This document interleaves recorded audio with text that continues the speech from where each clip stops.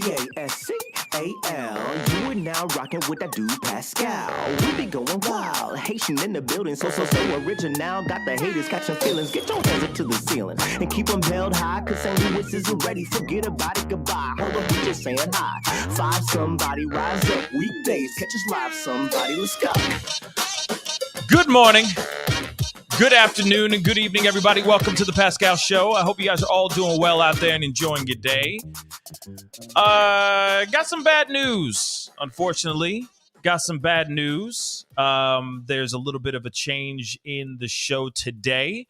But nonetheless, I'm going to give you guys the information that you need. Our guest cannot make it today. Unfortunately, something just came up, a scheduling issue. So we're going to have to roll with the punches with what we have so far. Hopefully, he'll be able to come on another time. But unfortunately, our guest for today is not going to be able to make it anymore. But those are the breaks. That's just kind of how it goes down, right? But anyway, I will be playing a TikTok that caught my eye that got me to try to get him onto the show to talk about this particular piece of information. So we are going to be going into some things. We don't have an interview, but we will be looking at a few things. There is some new information in regards to an open door, or that the front door was open this entire time. Like I said, there are a few things that we can talk about. Won't be a very long show anymore because I was prepared to sit down and chop it up with our guests. But like I said, them are the breaks. Those things happen, and hopefully we'll be able to get him on in another time. So before we get into everything, please do me a favor, hit that like button down below. Send it past 500 likes for me really quick as I see you guys starting to file in. Good morning, good afternoon, and good evening to every single last one, y'all. We still have a show. Doesn't matter. If we lost our guest, does not mean that we do not have a show. We still have a packed, filled show that we are still going to talk. We're still going to have some conversations and get things moving. So be sure to come on in, hit that like button. And if you haven't done it yet, please do me a favor, hit that subscribe button. All right. Send it. Just do me a favor. All right. I'm trying to give you guys the stories and information that we all rightfully need. Okay. So do not forget to hit that subscribe button. Okay. Anyway, we got to get into some things, y'all. We got some things to talk about, okay? This is obviously, as we have been talking about these four that have been missing, or not missing, I'm sorry, these four that their lives were taken right off campus of the University of Idaho. We are talking about Kaylee, we're talking about Madison, Ethan, and Xana, all four that their lives were taken inside of this house. Man, there's so many things that have been flying around like crazy, okay? And understandably, people are concerned. People have their theories and whatnot. But one of the things that I found very interesting, which is one of the things that I wanted to show you guys here, is that apparently there's been stories of the front door of this house being wide open, kicked wide open, not kicked, but just wide open, hours. It was open for hours, possibly during this whole thing that went down, okay? During the unalivings, all right? Which is interesting is, well, let me just share it to you guys. Is this exclusive? Moscow police chief admits he did not know the front door to the house where the four university students, okay, U of I students, were unalived, was left open for hours. He says, I'm not sure where that came from. Now, I don't know if that's a rumor or if that is actually full truth. But again, a lot of people very surprised, especially law enforcement, very surprised about this particular piece of information. Okay? Very wild, I think. Okay? Mama KC6, thank you so much for the 3 Australian bucks. Thank you so much. Hi from Australia. What's up, Mama? I appreciate you coming in and being a part of the conversation. Yes, Daisy, interesting. Door was wide open? Yes, you got to, open at the end of that sentence. Yes, indeed. Door was apparently wide open. Allegedly. Let me just say that again. This is all alleged. Okay? All alleged. Cindy even said, Pascal, I heard a window was unlocked and there was a picture of the cops sweeping it for fingerprints. I saw a photo of that too, but I feel like they're just going to be dusting.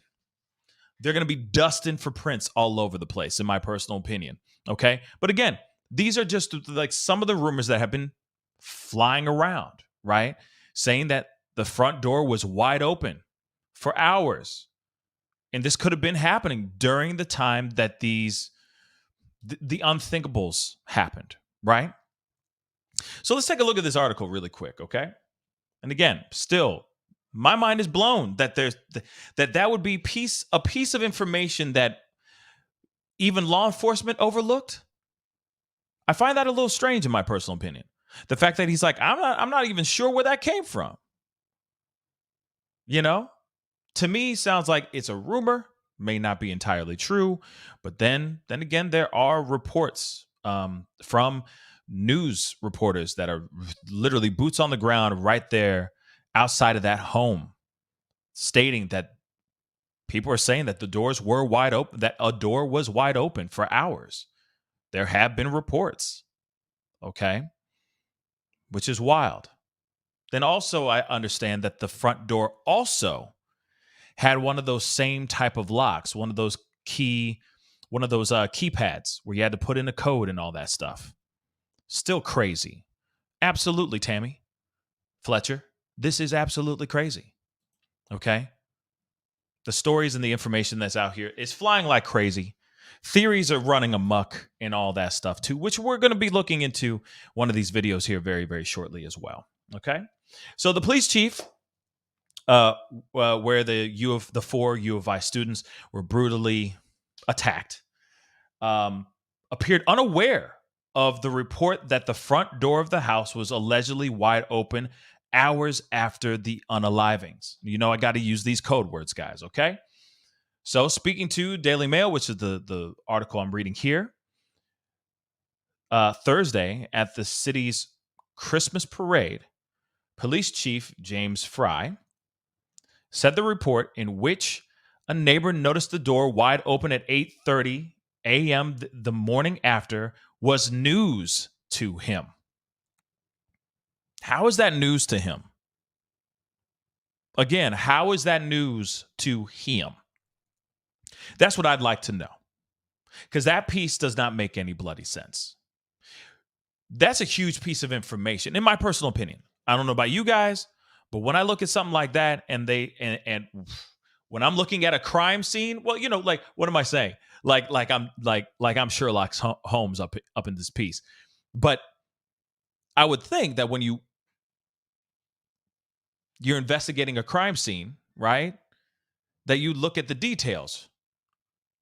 And allegedly, if that was a piece of information how would you overlook that piece of information? Because that's kind of a big piece of information, that the door was wide open. Wouldn't you say? Don't you think? Like I said, I don't know. But that is very strange to me. Okay? Very, very, very, very strange. And I got something else, a little bit of announcement that I want to say here in just a minute. Because, like I said, all this stuff, I'm not an expert, right? I just look at the information, and I react to it. I talk about it with you guys. I put in my commentary, whether it's light or dark, whatever it is, I put in my information. But I'm not a pro at this stuff. When it comes to a crime scene, none of us are, right? But I would assume something like this. A door wide open, the front door, allegedly the front door being wide open, would be a piece of it. That's a pretty big piece of information that I feel is impossible to overlook. But apparently, again, not trying to bash Moscow PD, but even the chief of police is saying, that's news to me. Does that make sense? So, Police Chief Fry could neither confirm nor deny whether the door was in fact left open. It was previously stated the house had no visible signs of any break-in. I'm not even sure where that came from, to be quite honest, Fry said, who obviously has been, or who has been the police chief of Moscow since 2016. He told the Daily Mail, this article, he could neither confirm nor deny whether the door was left wide open. He said, I don't even know the answer to that one. If I did, I would probably comment on that, but I don't know the answer whether the door was open. Again, wouldn't that be, again, like I said, and yes, black-haired chick, 10, exactly. It was in earlier reports. So why is he overlooking that piece?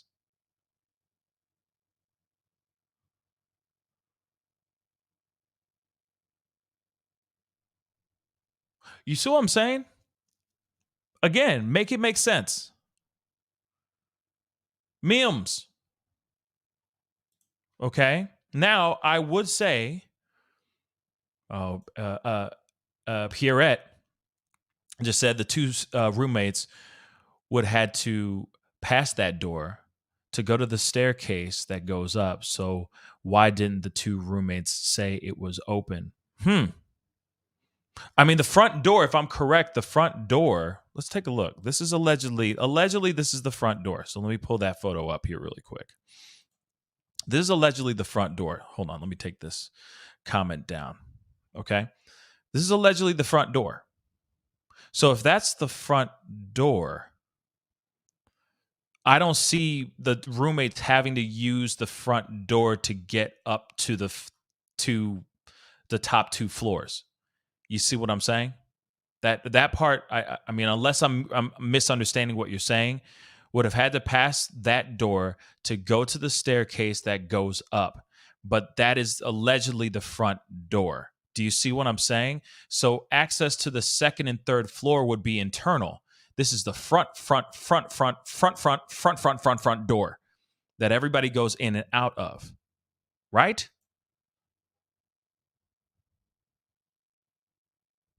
Wait, hold on. Pierrette just said the staircase is to the right of the door to go upstairs. Okay. But I'm talking about, okay, is to the right of the door to go upstairs. Sure. I see what you're saying. They would have to pass that door. Like they would have to walk by it. So why wouldn't they say, hey, the front door is open? That's strange. That's true too. Then also I have to put into consideration too, as we're looking at this photo, I'd have to put into consideration too that maybe the two roommates went upstairs, saw the ghastly, unthinkable scene, and ran out the front door in shock, maybe. That could also be it too. That they ran out the front door shocked, trying to get as far away from that gruesome visage, those graphic images of straight carnage. I could see them trying to get as far away out, not going out to the backyard through the sliding glass door, but maybe just straight out into the streets where they would feel a little bit safer because they don't know who's inside. That person, that monster or monsters could still be inside that house. You feel me? So I could see that too. Them just swinging the door open and just booking it, right? Just getting as far away from that scene as possible. And then some other people seeing that it was open, during this unthinkable, while the truth of this, while the information of this started to transpire and leak out to the world. I could see that. But why would somebody say that this was open for hours? Again, I'm going to show you this title again. Why would they say for hours? It was left open for hours. And then the other question I have is, who is the person that said this information, yo? Like, who's the person that said, hey, you see what I'm saying? Oh, yeah, the door was open for hours. Say what? Who said that? That's what I'd like to know as well. Because that can't just be somebody standing outside, just chilling, looking at the house and just saying, "Oh yeah, I saw the doors. The doors are open for hours. That's right." That doesn't make any sense either. So who's the person who gave out that information? Okay, real quick, I got a super chat. But the foolery, I hope Beth Foolery. Why am I saying but the foolery? Beth Foolery. Thank you so much for the 5. Sometimes people lie in reporting just to be included in the investigation. That's very true too. I agree with that too. Thank you so much for the 5. Thank you. Thank you very much. I appreciate it. I really, really do. Okay. Mrs. and Mr. Steeler says, I don't remember saying front door open, just door open. So could be the sliding glass door. I've heard sliding glass door was open as well. I've heard that. But then now they're talking about this thing that's circulating around saying that this front door thing, now they're talking about this front door. I've heard reports of a sliding glass door as well. Now, it could have been that too. This monster could have snuck in through the sliding glass door, did the unthinkable, and then ran out the front door. But that's so strange to me too. Like, that's one cocky son of a gun if you really think about it. You know what I'm saying? Done the deed, feels like they're untouchable because they did it with ease. No one heard any squirming, no screaming, no nothing, and they just walk out. They saunter out the front door, leaving the front door wide open. That seems strange to me, guys. Again, very, very strange to me. But let's get into this here, okay? So he did say, if he did know the answer to this, whether the door was wide open or not, he says I would probably comment on that, but I don't know the answer whether the door was open. Okay, fair enough, but I still feel like that's a big, huge chunk of piece of information that we don't know nothing about, which is weird. Okay, and thank you to the mods for holding it down. Those bots, dag nabbit. Okay, and guys, I see a bunch of y'all in here. I appreciate all y'all. On a Friday, y'all still here killing it and being dope. Please do me a favor, hit that like button down below. All right, send it past 800 likes for me real quick. A like doesn't cost a thing, and if you haven't done it yet, hit that subscribe button, baby. Hit that subscribe button, okay? Be greatly appreciated, okay? We're working our way towards 100,000 subscribers, so it'd be great to have you part of the Pascal Show family, all right? Now, I got another super chat. Let me get Pink Society. Hello, Pink Society. Thank you so much for the 5. What's eerie to me is the body cam footage with the lights from the house turning off and the car headlights that just came out. Yeah, I see the body cam footage. Like, I need a pro to get that. I need a pro, okay, to get the footage and really clean it up, and then show me, because I'm like, what? It's hard to see, y'all. It ain't easy to see, okay? It is not easy to see. So I really need to see some more to that. I've seen some tweets. Maybe I'll be able to find it again because, like I said, I had a completely different show planned for you guys this morning. But so I'm kind of shooting from the hip right now. Well, not right now. But I will be soon. So I'm going to see if I can find that screenshot because it's kind of like a daytime shot on top of the actual body cam footage. And yeah, it's interesting. It's just interesting, to see what is seen, what can be seen in broad daylight in comparison to what can't be seen in broad daylight. You know what I'm saying? So we're going to be looking at that here very, very shortly. But apparently they're saying something about front door being wide open. Okay. And we already know about everything about this, but let's get we already know about the Idaho 4 and all that, the unthinkable that happened to these 4. But here's a part that I found interesting. So a neighbor said that the front door, which gives access to the floor where two of the victims' roommates were staying, was wide open at 8:30 a.m.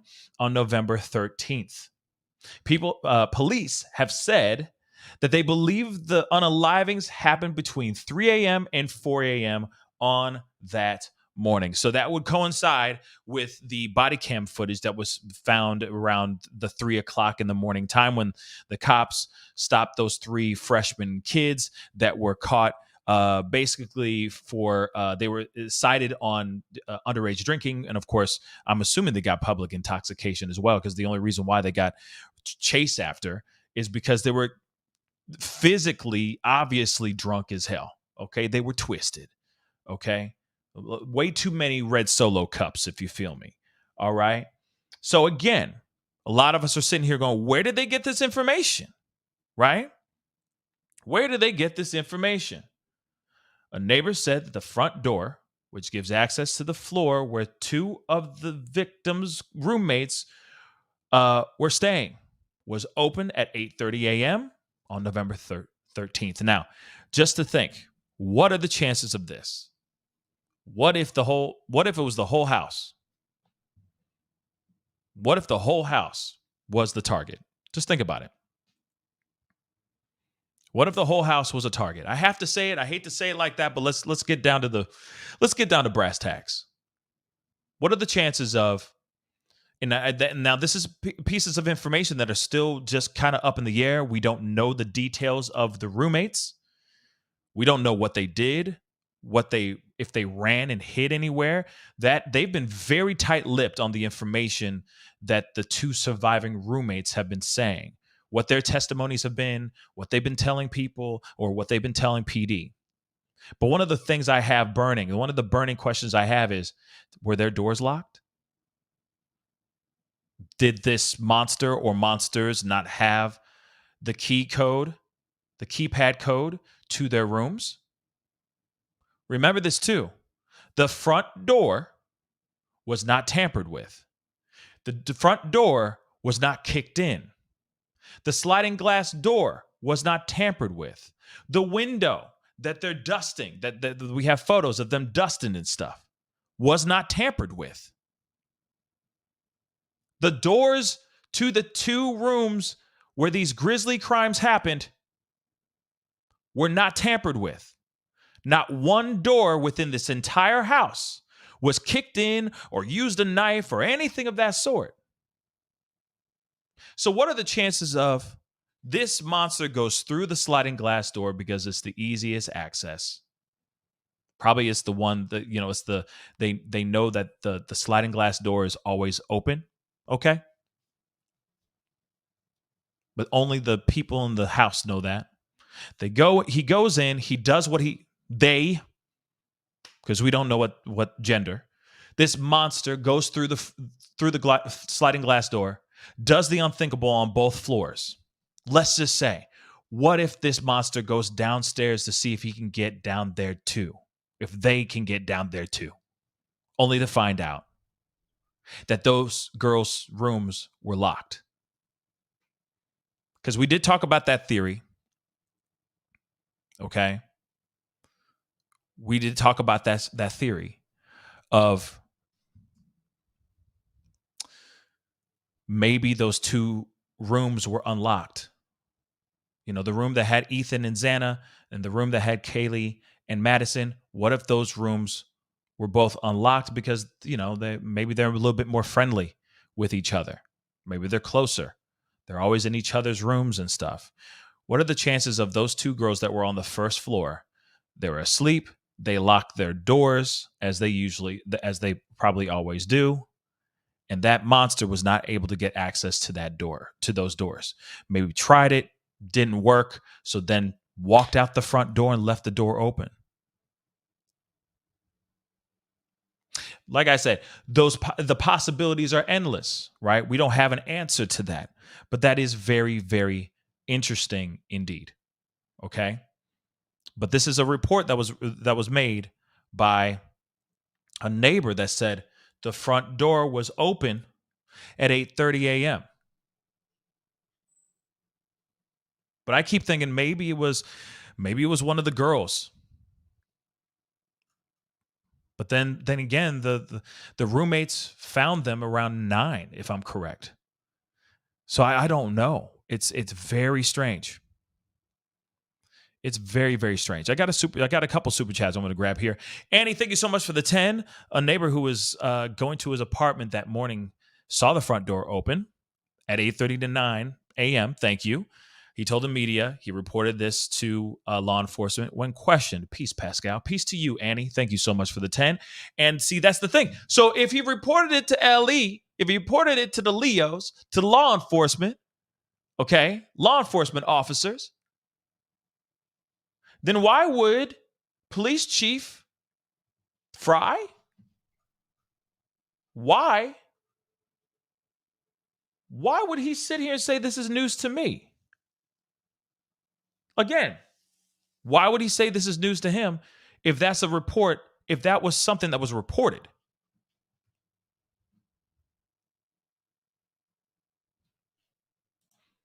Doesn't make sense to me, guys. It doesn't. Another super chat. Hold on real quick. Another one. We're going to continue. I promise. I promise. Mrs. and Mr. Steelers, what's up? Thank you so much for the 5. Has anyone asked if the 2 survivors were the targets? And the monster unalived everyone in the house except them to make them live in fear? To basically send a message.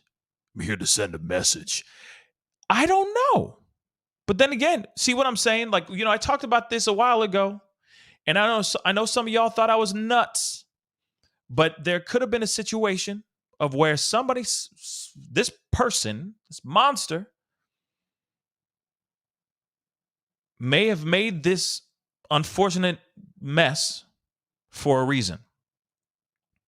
Like there was somebody in that room in one of those rooms that could have possibly been the target, but they wanted to throw everyone off by taking 4 lives in one sitting. That could be it. Or it's just somebody who really wanted to, just had some really disgusting lust for red. I don't know. I don't know why somebody would go, I'm not going to get the girls downstairs because I need to send a message to them by taking the lives of the people upstairs. I don't know. I'm not going to sit here and say that's not a far-fetched idea. But it is something to think about. That's not a wild idea. Anything, like we talked about it yesterday. Like the possibilities are vast. Okay, I'm just going to say Carl Sagan. Okay, Neil deGrasse Tyson, or whatever his full name is. Okay, the possibilities are endless. Okay, like the cosmos. Ashley Veers, thank you so much for the $5 super chat. I really do appreciate it. I think the dad is right that they are far too inexperienced to handle this. What a ish show. Yeah, I agree. I totally agree. Bad girl, thank you so much for the 5. I hope this is not another Delphi case where the ball got dropped from the jump. Keep these families in your prayers. Yeah, I did. I hope it's not a Delphi situation either, sweetheart. I really hope that's not the case, because we got better things to do than to sit here and wait 7 years for the truth, right? It took them 5 doggone years to get a break in the case. I don't know. And then the other question that kind of gets thrown in here is, stuff like this, is social media helping or hindering? Is the true crime community helping or hindering the situation? You see what I'm saying? That's the question I have as well. Like, is it really helping or hindering? With this particular case, there's a lot of other cases like Gabby Petito's body would not have been found, or would have taken longer if it wasn't for internet sleuths and social media. Without the help of social media, they wouldn't have been able to find her as quickly as they did. You see what I'm saying? Everybody would have been still combing random parts of the world, trying to find this young girl. So there's a lot of benefits, but it keeps making me wonder, having this information out here in these streets where the monster could be fully watching in plain sight, commenting on shows and stuff like that, getting all the information that they can get to see if 5-0 is hot on the trail. It's a scary thought. It's definitely a scary thought. And then also, I will say this too. A lot of us are instantly quick to think that are instantly quick to think that 5-0 ain't doing nothing. They might be doing a whole lot. We don't know. They're just not saying anything. And I totally understand, because, for a fact, shows like myself and others would be grabbing that information and putting it out for everyone to see as well. And maybe the wrong people are seeing that information too. So I get it, them playing it close to the chest. I've been hearing them say, they're playing a lot of things close to the vest. I don't know why they say vest, but anyway, just close to the chest. You feel me? Got another super chat. Kooky Cat, thank you so much for the £5. Appreciate it. I think door was opened when roommates ran out. I'm thinking that too. Maybe sliding glass door or sliding door left open for them to come home, not knowing who was in and not. I think that, yes, I think it was a sliding glass door situation. I think the sliding glass door is really where we should be focusing on. The front door being wide open for hours, it could have been, I literally think it's the two survivor roommates that could have just ran out in pure shock and fear, freaking out. And somebody looking at that, seeing it and going, oh, the front door's up, what's going on? And, seeing cops and stuff, and maybe they're out there screaming. We don't know. Like I said, there's information that we don't fully know yet. But still, the fact that the neighbor did make a report about that, allegedly reported that to law enforcement, and law enforcement didn't give it to the chief of police, I find that weird. And for him to sit here and go, well, I didn't know. That's news to me. That doesn't make sense to me. For a fact, this man is knee deep in all this stuff, unless it slipped his mind, which I don't think it would, right? And I do agree that there's a lot of things that they're not properly vetted for, that they're not properly trained for, not to that extent. They only have a little bit of information or a little bit of training in certain things. They never are fully prepared for something like this. This is a once in a lifetime situation. Let's be real. But I will say this though too. We're starting to see grisly, unthinkable, heinous acts of monstrous acts being seen almost every other month now. Whether it's a young boy missing and getting tossed into a landfill, to 4 students getting unalived whilst in their slumber on college campuses.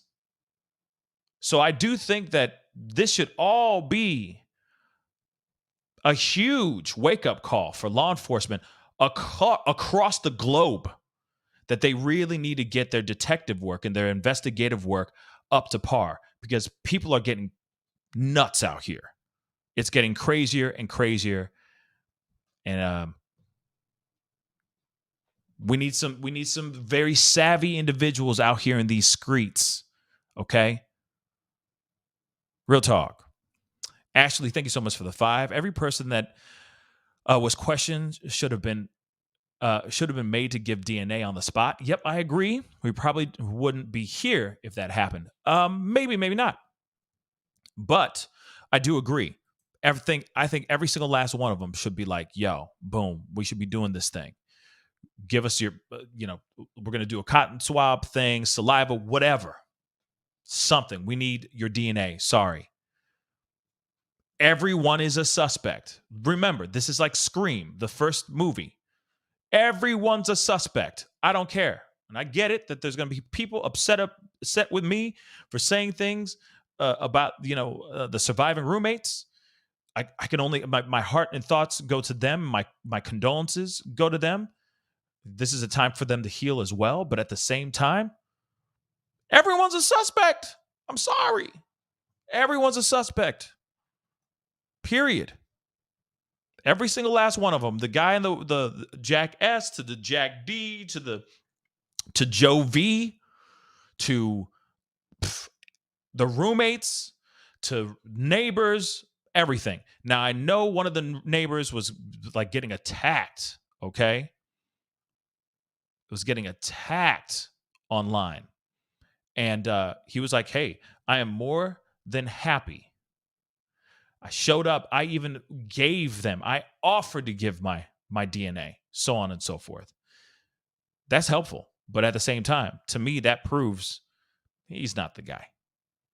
Okay, I would assume.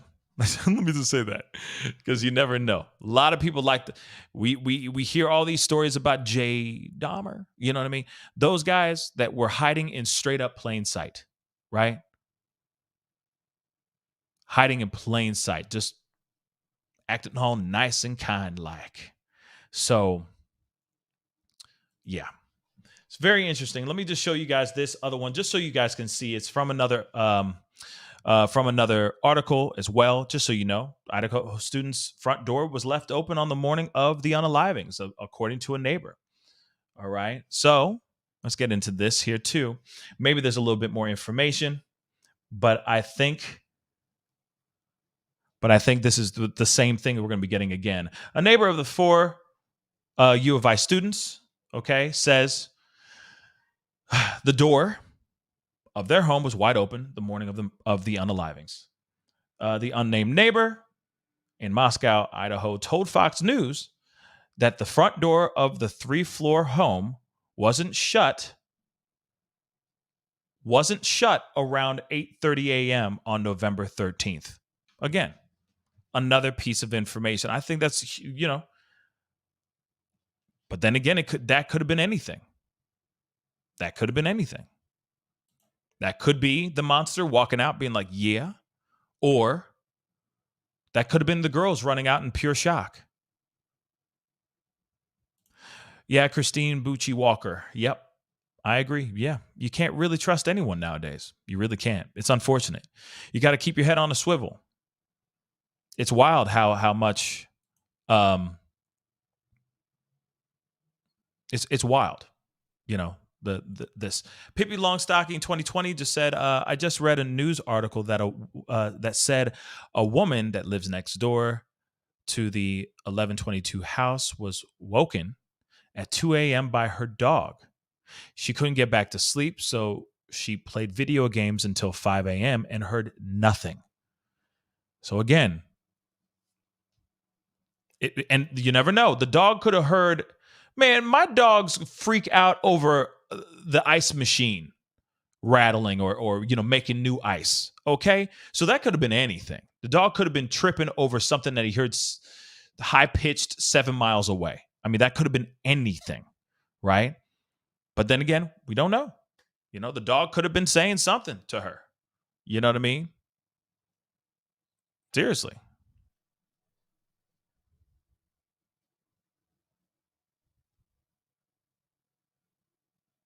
Jean Lacoste just said, no, the girls didn't run out in shock. 911 wasn't called till noon, Pascal. Jeez.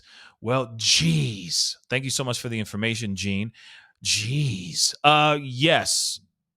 Then that's, if that is, if that's the case, then man, like I said, it was open for hours. Again, it was open for hours. You know what I mean? But I got some more to go into here in just a minute.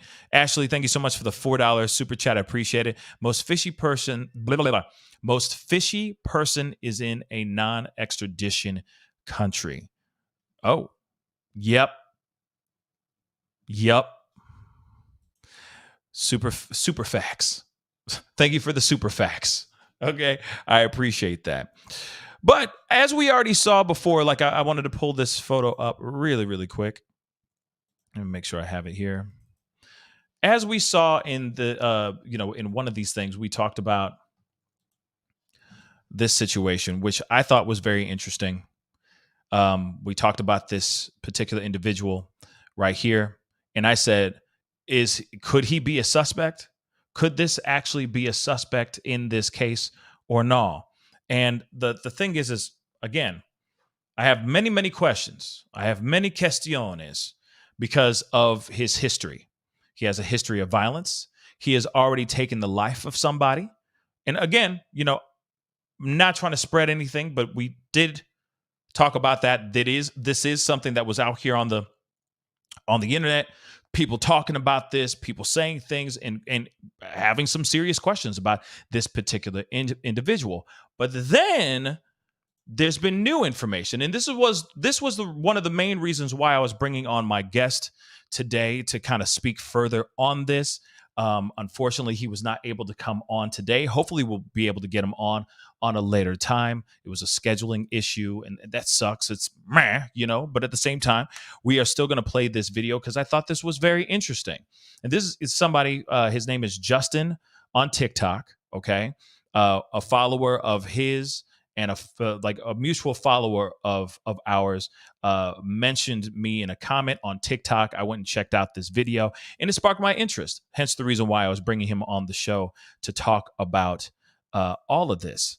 But again, hopefully we'll have him on in the near future, and he can kind of talk about this more in detail. But this is Justin on TikTok.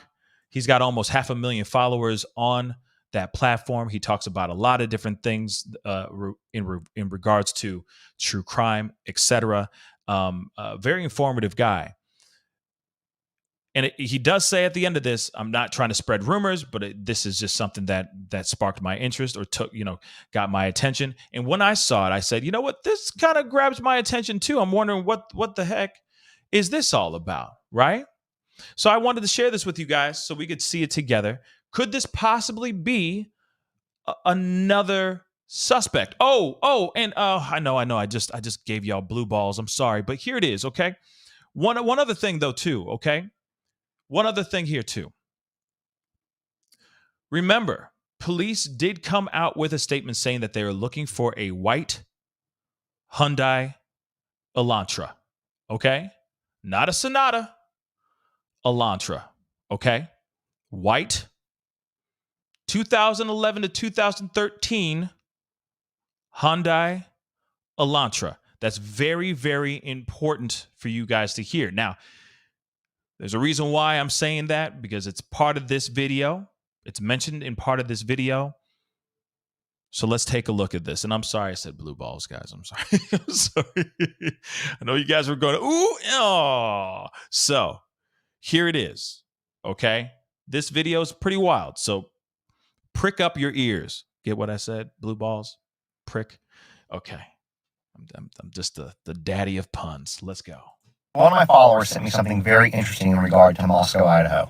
Apparently this started on Reddit, and I'm not normally one to post things that are speculative, but this is too weird to not share with y'all. There was a man whose name we don't yet know who would show up to work with a large hunting knife. They would ask him not to wear it, and he apparently would get upset about it, but still wear it anyways. Well, the day after the murders, he didn't show up to work. This apparently was an employee who was always punctual, always on time, and if he was sick, was going to call out. He no-called, no-show for the following week, so they sent a welfare check out on him. He then showed up for work the following week. Knife is gone. This right here is the address from the welfare check paperwork. This right here is the address of the house that the murders happened at. Okay. Now, I know this is okay, speculation warning, okay? Lovies. Speculation warning, all right? But that's pretty damn close. And I know it's a small town, so everybody lives on top of each other and everybody's pretty damn close, okay? Everybody's pretty much a stone's throw away, but we're not done yet, okay, with his video. I'm going to play it again in its entirety here in just a second, but this was something that did catch my eye. And I think this is very important because all the pieces seem to be stitching together. And I keep wondering, could this be, again, I'm going to replay it. Don't worry, Nicole B. Dag nabbit. Let me do my job, Nicole B. I will play it again, I promise. All right. But the thing here is that all of the pieces are kind of stitching together. This is speculation land, everybody. We don't even know the name of this person. That's the thing. That's why I was hoping to have Justin on TikTok to come on and talk about that, to see if he has any more information around this. Because I was looking, I was searching, I was scouring the internet globe, trying to find the information here, y'all. And I couldn't find not a damn thing. But this is very interesting. So again, speculation warning. I'm going to play the rest of this, and then I'm going to talk, and then I'm going to play the whole thing in its entirety without interruption. Okay? But we're not done. This is the Google Street View from 1501 Levick Street in Moscow. The welfare check address was 1500 Levick Street. And this is a white 2011 to 2013 Hyundai Elantra. I'm not saying that they're related. I'm not starting rumors, but this is very interesting. Boom. Okay? So, again, this piece of information is very interesting, okay? And then, of course, I will see what I can do about this echo situation. See what I can do. All right. Hopefully, it'll get better this next time around, okay? If there's echo. I don't know what's going on. I think this, man, if I have time this weekend, I'm going to be changing my whole entire program. It's going to be a completely different program here very shortly. But anyway. This is interesting, right? Interesting information. Now, again, could this possibly be a possible suspect? Again, you hear in the very beginning, this person was showing up to work with a hunter's knife.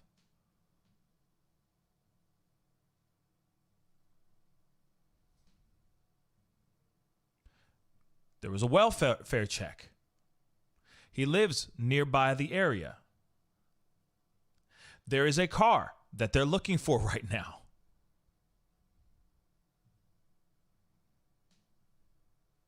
But again, speculation land. This is speculation land right now. Could this be somebody that could have any type of connection to this situation or not? I'm going to play the thing in its entirety, and I'm going to let you guys be the judge, okay? But then again, it is very interesting information here. Let's go. One of my followers sent me something very interesting in regard to Moscow, Idaho. Apparently this started on Reddit, and I'm not normally one to post things that are speculative, but this is too weird to not share with y'all. It's too There on was the a man nose. whose name we don't yet know who would show up to work with a large hunting knife. They would ask him not to wear it, and he apparently would get upset about it, but still wear it anyways. Well, the day after the murders, he didn't show up to work. This apparently was an employee who was always punctual, always on time, and if he was sick, was going to call out. He no-called, no-show for the following week, so they sent a welfare check out on him. He then showed up for work the following week. Knife is gone. This right here is the address from the welfare check paperwork. This right here is the address of the house that the murders happened at. But we're not done. This is the Google Street View from 1501 Levick Street in Moscow. The welfare check address was 1500 Levick Street. And this is a white 2011 to 2013 Hyundai Elantra. Now, the possibilities of this being the car, like the owner of this car is the guy with the knife, right? With this hunter's knife. The possibilities can go rampant, can go wild. We don't know, okay? But this is my issue too. I'm going to have, I got to push back on myself here too, okay? I'm giving myself pushback right now as I'm speaking out loud to you guys as a fam, all right? Because this is a family discussion. This is just speculative. This is speculation land. This is not like this is all fact. And I'm hearing some of you guys saying that this is not the model of the car. And he could have the model of the car wrong. In fact, 5-0 could have the model of the car wrong too, okay? Well, let's just point that out, okay? But you got to remember, it's kind of crucial that we got to remember, which I found to be, and I said it in my pop-up video. I said that the idea of having, sorry, I'm trying to pull up the car. The idea of the car, right? Them talking about this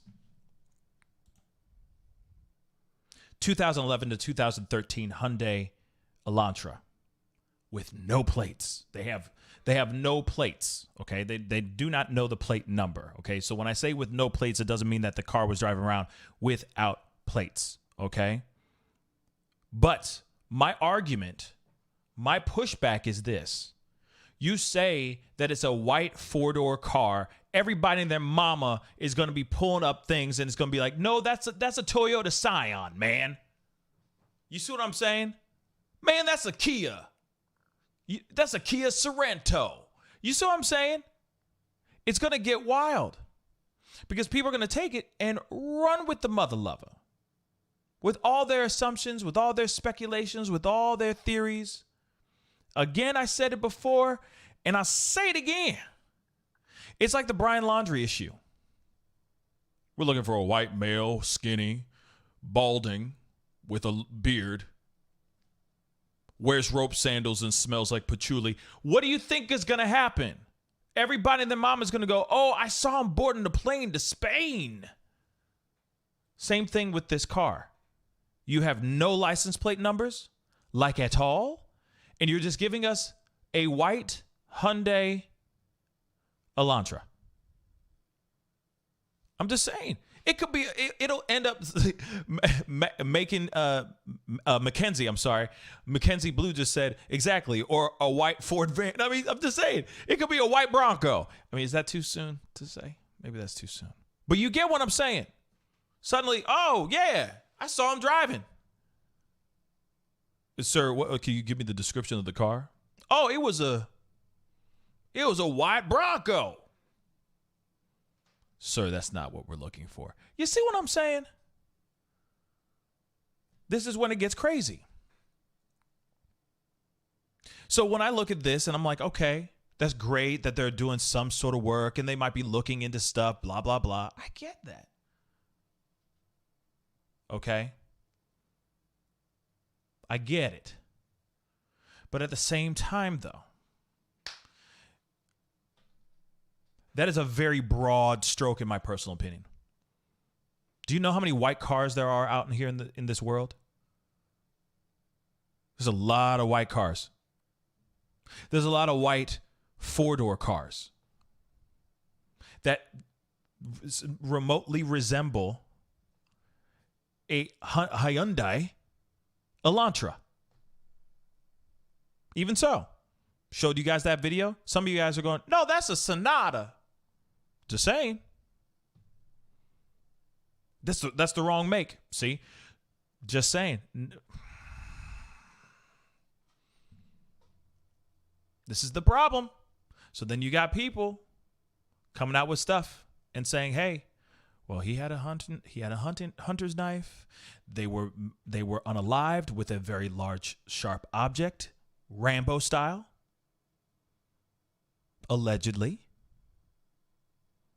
There's a white car outside of this guy's residence around the same block on which this guy lives. And boom. Presto changeo. We got ourselves the unaliver. I don't know if that video is true or not. Again, we got internet sleuths out here that have, that are piecing things together. Again, like I said in the very beginning, if the Hyundai Elantra between 2011 to 2013 and all the other details are true, right? Then that person, I would be looking at that dude too. Real talk, I'd be looking at that dude hard. All right? But then again, that doesn't automatically mean that he's the bad guy. That also doesn't mean that every single person that drives a Hyundai Elantra between the years of 2011 and 2013 that lives in the Moscow area doesn't automatically mean that they're the unalivers as well. So I could see this being very, very messy. With the theories going wild. And I know everybody wants to solve the case. Everybody wants to be the one that goes, Eureka! I cracked the case. Okay? They want to get their Sherlock Holmes on. I get it. But we don't know.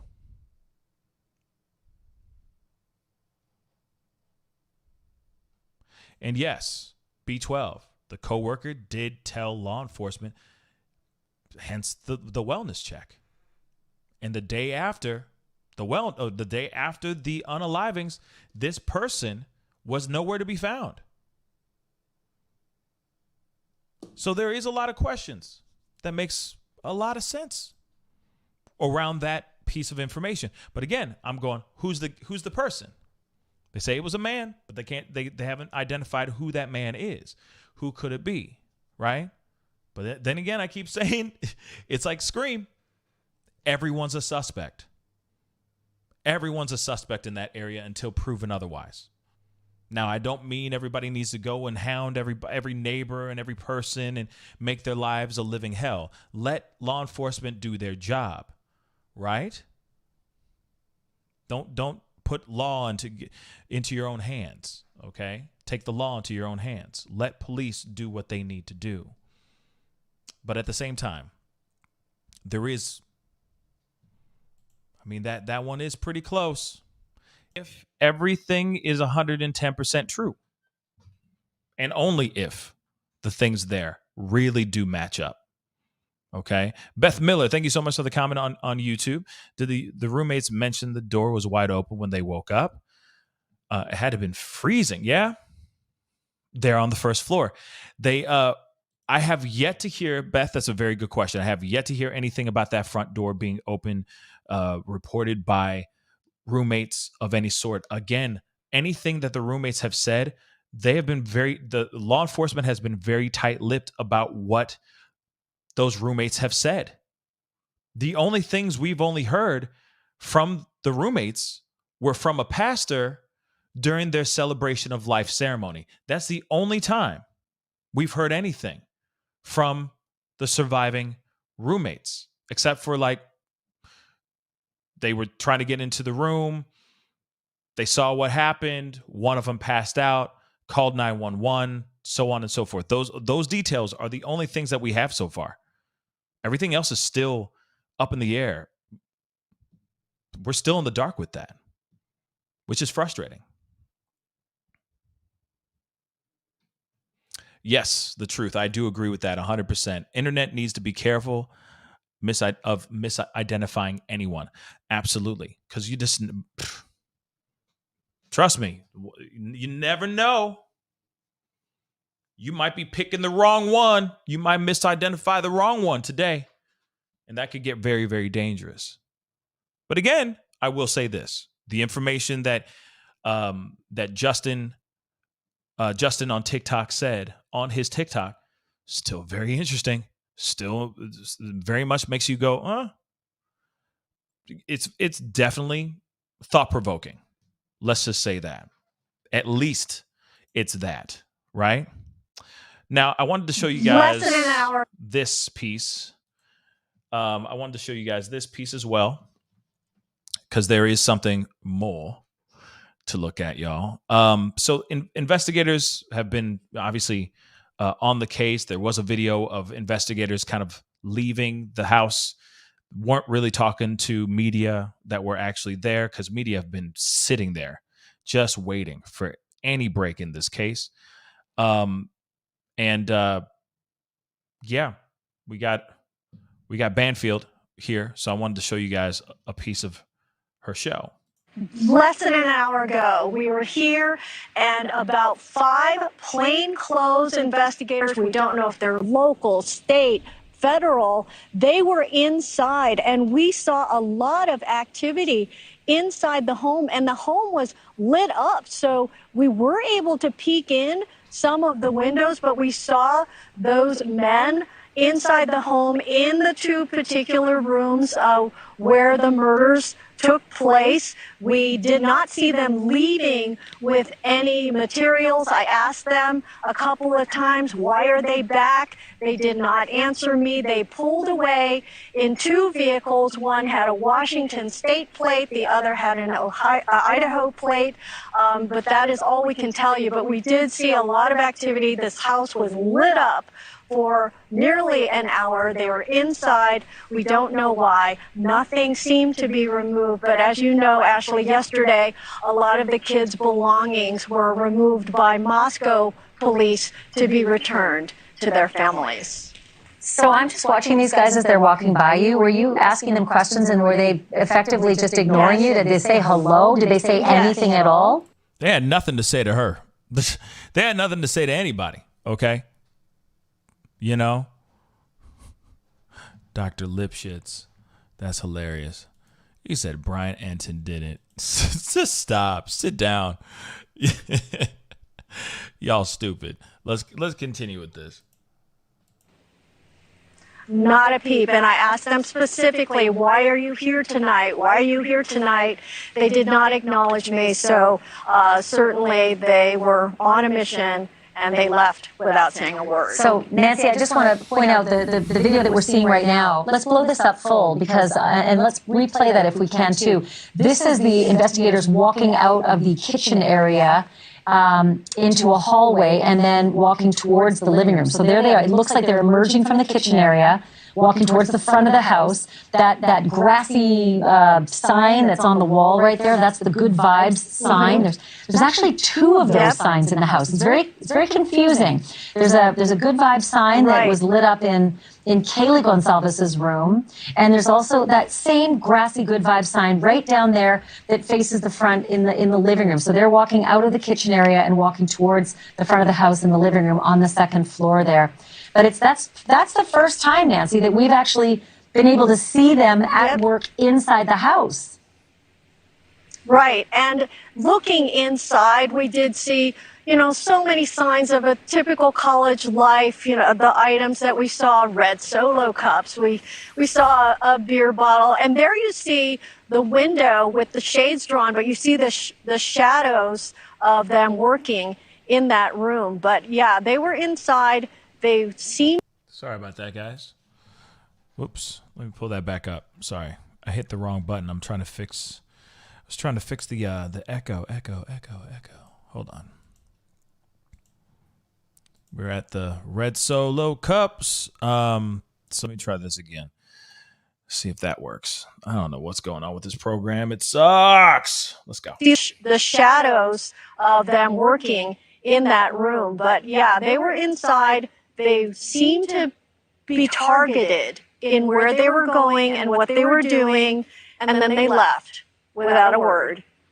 Even though I tried to get some comments out of that. It's curious about the kitchen because we're still trying to get confirmation as to whether, the killer entered through that back kitchen sliding door. But, listen, on a crime scene, they're going to look at every inch of that house. I am interested when you said that there was a Washington plate because the very first thing I thought of when I saw those guys is they don't look local necessarily, and I don't say that because they don't look like from Idaho. It just looks like they're moving in a particularly specific way. Yeah. And this late in the game, it just screams FBI to me, and maybe an FBI field office that's partially from Washington, maybe an FBI field office from the Idaho area. But did you ask if they were from FBI or what jurisdiction? And they just said, nothing to see here? Yeah, they would give me nothing, and I did call Moscow police, no answer, no response, so no explanation for any of this, but they were clearly inside on a mission. Yeah, obviously they were in there doing their thing. Yeah, if I mute my mic, it doesn't do anything. Trust me. But I'll try it this way. All right, because I know y'all are going, mute your mic. All right, yeah, I can mute my mic a million times over. It's not going to change anything. Everything that you guys are hearing, I'm just getting it straight into my headphones. I don't have, it's not going through speakers here. So it's not through the microphone. So it's just the program. The program just got crappy for some weird reason. When they did all these new updates and changed things, they just effed it all up. Real talk. But I'm trying something different to see, because every day it's different. I play something and it'll be just fine. One day, the next minute it'll do something completely different. But let's continue. I'm going to play that back a little bit more. Hopefully the echo is gone, but it is what it is. If it's echo, it's echo. We just got to keep it moving. To that house.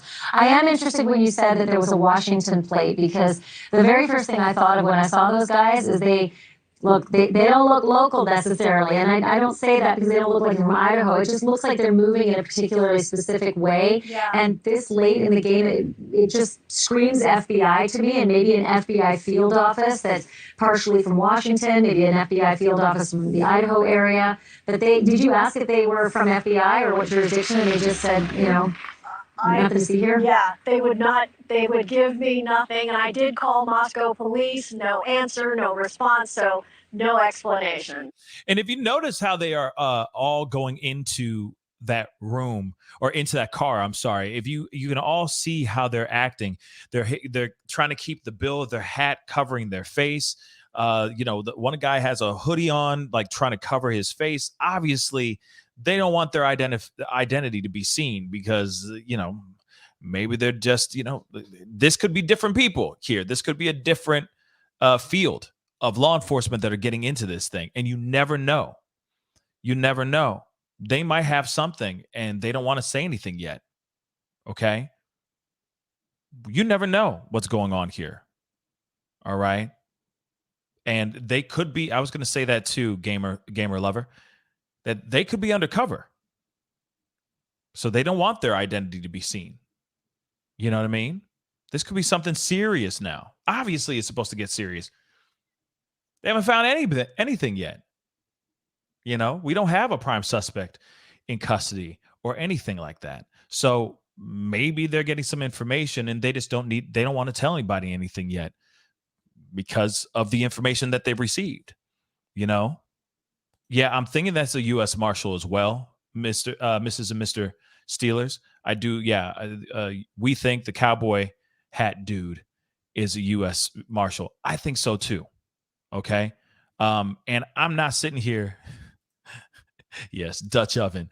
I'm not sitting here upset with them acting the way that they did.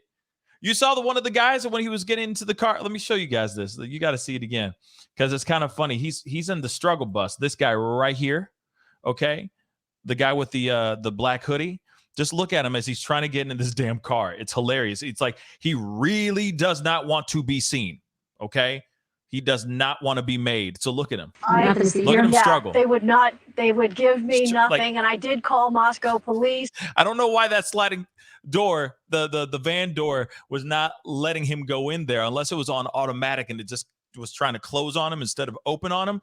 I don't know what was up, but damn, he clearly was like, yo, I don't want to be seen. I don't want to talk to anybody. Get me in this car as quickly as possible. And you never know. They could have some information here or found something that they had to double back and double check in the house before they go and do some more work. You just never know. We don't know. Okay. Now, Dr. Lipschitz said, what would a marshal being there indicate? Honestly, I don't know. I honestly don't know. Okay. I honestly do not know, but we will see. I mean, this was last night, so maybe there's going to be more information exposed here very, very shortly. I got fingers crossed on that. But then again, like I said, we don't know anything yet. We're talking about the front door situation. Even the front door is not a confirmed nor denied piece of information. All of these things that we're hearing right now are just things that we're hearing through the rumor mill. We're just hearing all those things, and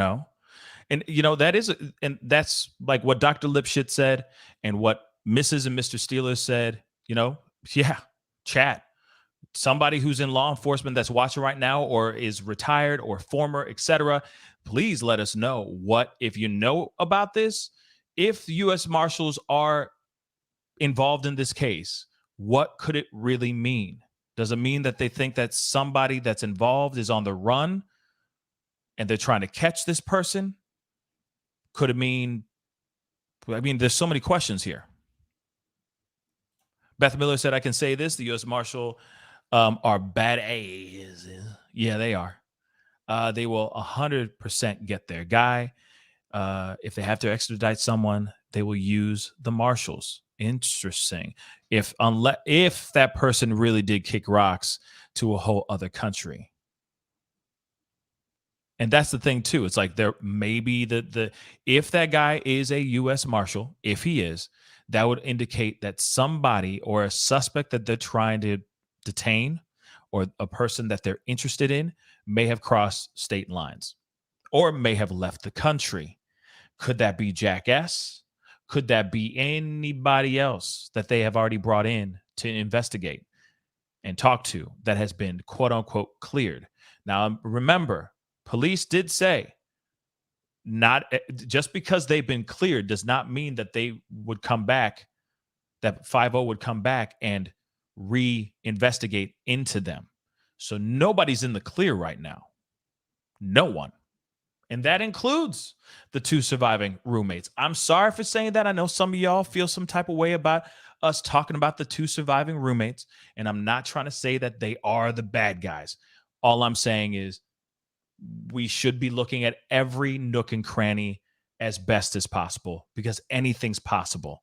There is a situation here where it could be a disgruntled somebody or a disgruntled friend of the girls of the surviving roommates that lived on the first floor. Anything's possible, y'all. Like I said, anything's possible. So I'm not going to throw them out the door, basically saying, oh, they're innocent. You never know. SMJ, yes. Thank you for agreeing with me. Everyone is a suspect. I think so too. Even the people that are sitting here saying, oh, it's not it's not Kaylee's ex-boyfriend, Jack. It can't be him. There's no way it could be him. Even the parents are backing him up. I'm sorry. Even I'm sitting here saying he is still a suspect in my mind. Again, until they go and turn and say, we have these people, proof positive, everyone, in my personal opinion, I'm looking with an inquisitive eye. I just am. Until something new.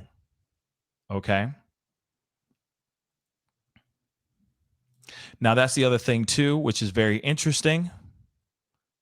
Because allegedly, some of those guys, some of those investigators in this video here, okay, in this video, were allegedly from the state over. Okay? From Washington.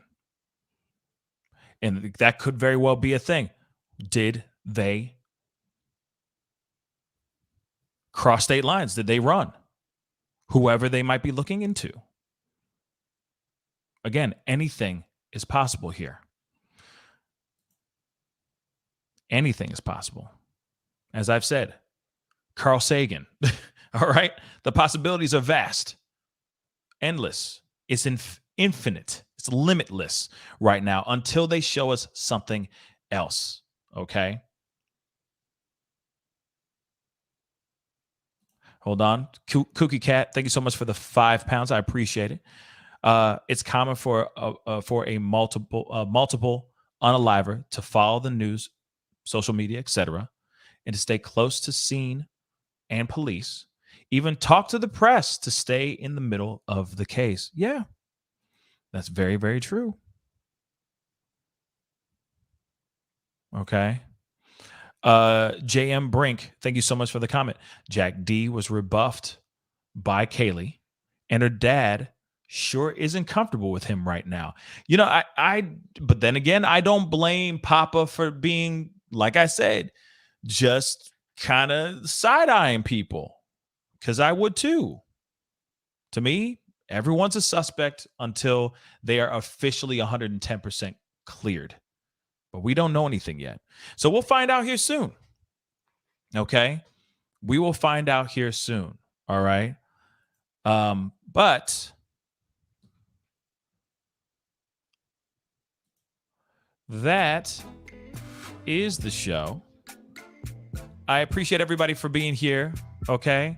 Hopefully, we will have our guest back on the show in the very, very near future, because this story, obviously this case is obviously a very, very important one to not only just yourself, but for me too. You see what I'm saying? I really do want to find out what is actually going on here. Things are still developing every single day as we speak. Okay? Every single day. But as we get closer and closer to the truth, we'll find out more stuff. Yeah, Leo girl, I don't know. Maybe it is. Maybe it was a deal gone bad. I don't know. Or somebody owed money. You never know. Like I said, you never, ever know. Okay. Tish in Tennessee, I'll take a look at that. Thank you so much for the $2 super chat. Thank you so much. I'll take a look at Instagram here shortly. Okay. But yes, anything's possible. So hopefully by seeing those fellas walking out of that house, they look determined, like they knew what the heck is going on. Hopefully we'll get some more information and we'll get closer to the truth of what's going down here. But anyway, guys, please hit that like button down below. Do not forget that. And most definitely do not forget to hit that subscribe button. It'd be great to have you a part of the Pascal Show family. Anyway, it's time to get going. Enjoy your weekend, guys. Make it something positive. Make it something productive, okay? If you got a project that you've been sitting on that you haven't done yet, please just go and finish it. You know what I'm saying? You'll thank yourself later. Anyway, it's time to get going. Be good to yourselves. Be good to one another. And I'll see you guys very, very soon. This is the Pascal Show. Bye.